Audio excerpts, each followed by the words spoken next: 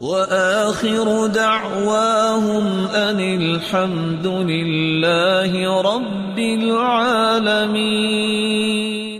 امام بخاری روایت لائے ہیں، صحابی کیا بیان کرتے ہیں کہ جس شخص کے اندر تین چیزیں آ جائیں، جس شخص کے اندر تین خصلتیں آ جائیں، ثلاث من جمعهن فقد جمع الایمان، تین خصلتیں کسی انسان میں جمع ہو جائیں اس نے پورے ایمان کو جمع کر لیا۔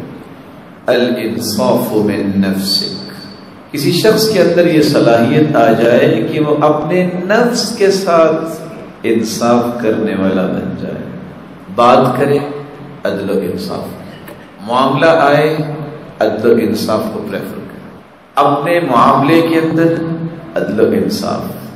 الانصاف من نفسک، اپنے آپ کو ظلم سے بچانا کہ ظلم کا نتیجہ تو بہت برا ہے، یہ پہلی خصلت۔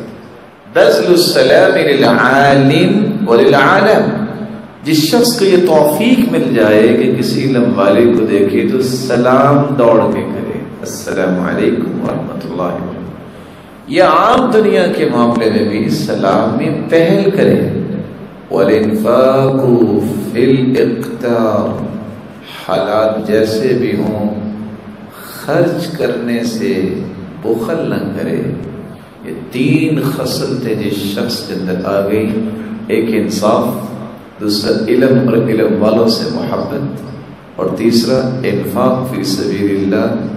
صحابی رسول کہہ رہے ہیں کہ یہ ایسا انسان ہے کہ جس نے ایمانیات کو اپنے اندر جمع کر لیا۔